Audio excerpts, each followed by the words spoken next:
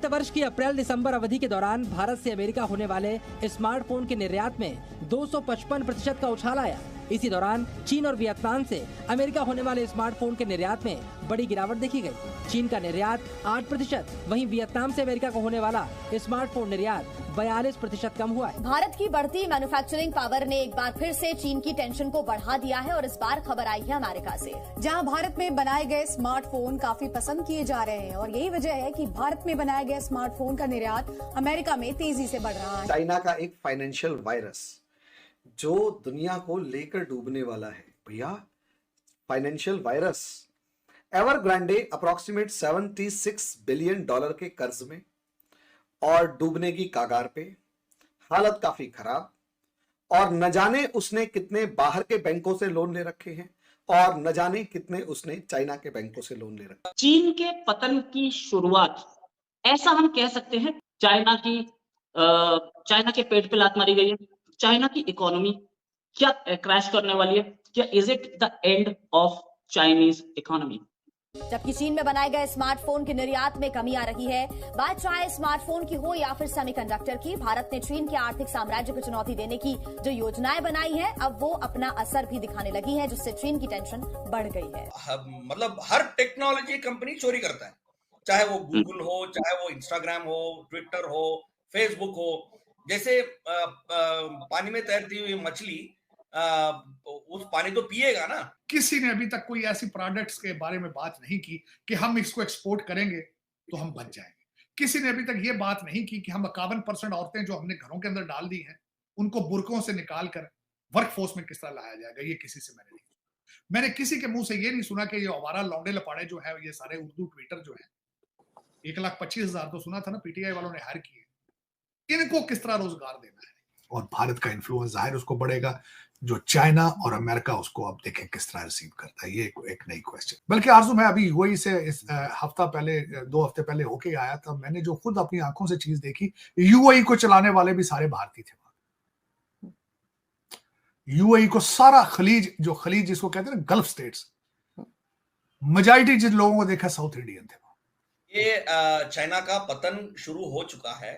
एक technology area में तो पतन शुरू हो गया, बाकी डेमोग्राफिक्स हो, उनका इकोनॉमी हो, उनका डिफेंस एरियाज में हो, ऐसे बहुत से एरिया में वो उनका पतन हो रहा है। सप्लाई चेन लॉजिस्टिक्स उसमें भी हो रहा है उनका। जय हिंद दोस्तों। तो इस वीडियो में बात हो रही है जो चाइना मैन्युफैक्चरिंग का हब बना हुआ था, किंग बना हुआ था, उसका यूं कह सकते हैं एक ताज भारत छीनने पर तुला हुआ है।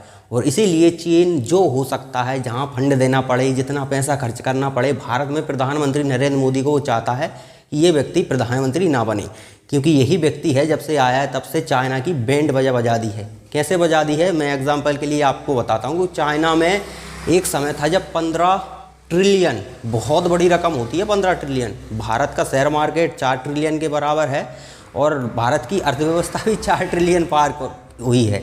तो अब आप अंदाज़ा लगाइए कि 15 ट्रिलियन चाइना के शेयर मार्केट में हुआ करता था। पिछले कुछ ही समय में 7 ट्रिलियन गायब हो चुका है, यानी कि आधे के लगभग गायब हो चुका है। तो आप अब अंदाज़ा लगाइए कि चाइना को कितना नुकसान हो रहा है। और ये गायब कैसे हुआ है? अमेरिका और भारत की मिलीजुली स्ट्रेटजी के कारण। क्यों? क्योंकि चाइना के कॉन्फ्लिक्ट भारत से भी हैं और अमेरिका से भी। लगभग चाइना का तो जिससे बॉर्डर भी नहीं मिलता उससे भी इनकी खुन्नस चलती रहती है, क्योंकि ये दुनिया के सबसे पावरफुल, मतलब दुनिया में वो जिनकी जो विचारधारा है वही फैलाने के चक्कर में थे, इसलिए इन्होंने सबसे पंगा ले लिया है। अब सबसे पंगा ले लिया तो अमेरिका जैसे देश तो आर्थिक तौर पर पंगु बनाते हैं। तो उन्होंने क्या कहा कि जितनी भी कंपनी, उनसे कहा कि निकलो। अब स्वाभाविक है, एप्पल है, उसने तुरंत प्लांट भारत में लगा दिया। बड़ी बड़ी जितनी भी कंपनी है वो सब भारत में प्लांट लगा लिया। और भी कई कंट्री हैं, ज़रूरी नहीं है सिर्फ भारत ही अल्टरनेटिव है, और भी कंट्रियों में वो शिफ्ट हो गए। अब छोटी कंपनी है जो सिर्फ चाइना में लगा लिया, अब दूसरा तुरंत प्लांट लगाने के लिए पैसे भी तो नहीं उनके पास, वो तो धीरे धीरे करके निकलेंगे, इसलिए थोड़ा वहाँ पे समय लग रहा है।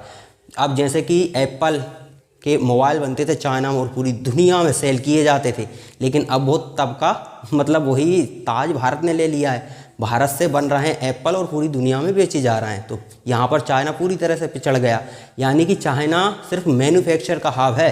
अब उसके पास भारत का एक मार्केट हुआ करता था बहुत बड़ा, तो भारत ने लात मार के वहाँ से भगा दिया कि चलो कट लो हमसे, मतलब बॉर्डर पर उंगली भी करोगे और फ़ायदा भी लेना चाहोगे।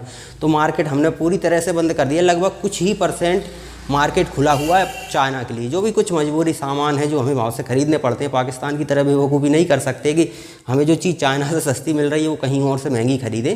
हालांकि ऐसी चीज़ जिससे चाइना का ज़्यादा मुनाफा ना हो, जैसे कि कोई टेक्निकल आइटम है उससे वो हमारी जासूसी कर सकता है, उस पर हमने प्रतिबंध लगा दिया।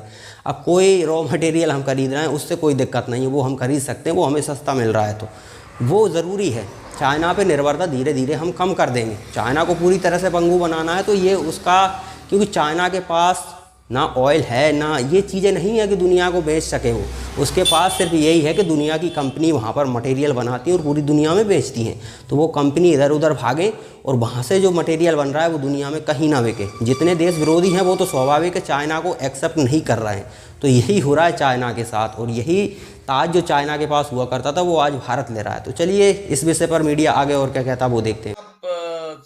सही एस्टिमेट किया है।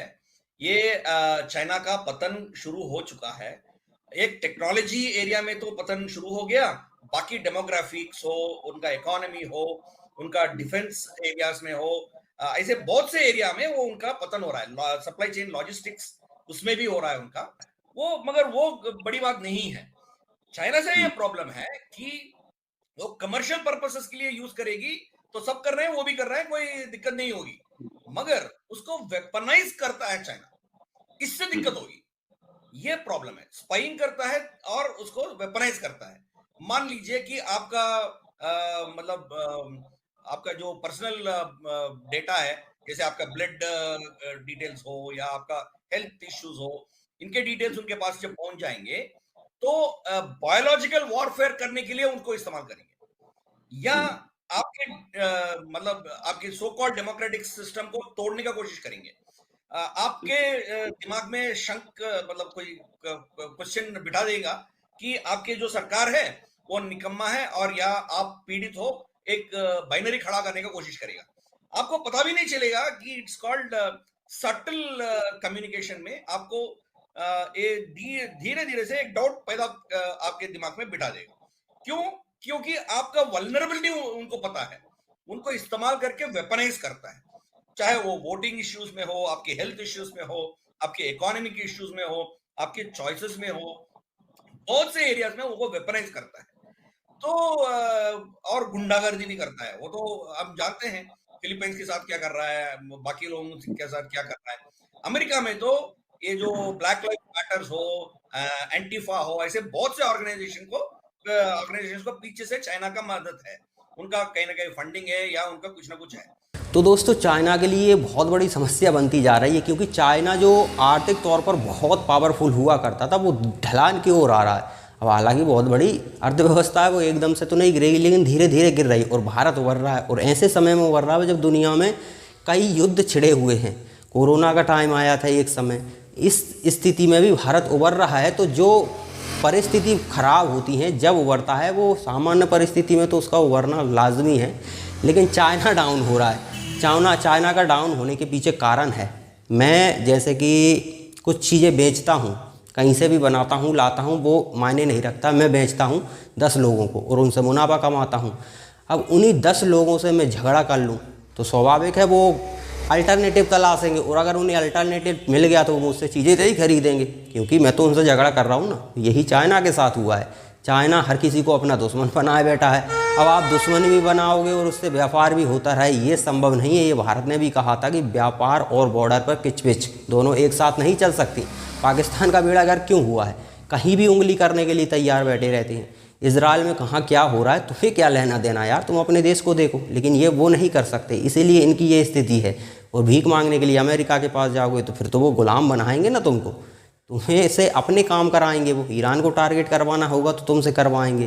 तो ये तो तुम्हारे साथ होना ही होना है, क्योंकि तुम्हें दुनिया के मसलों में उंगली करने की ज़रूरत है जहाँ तुम्हारे हितों का कोई लेना देना ही ना हो।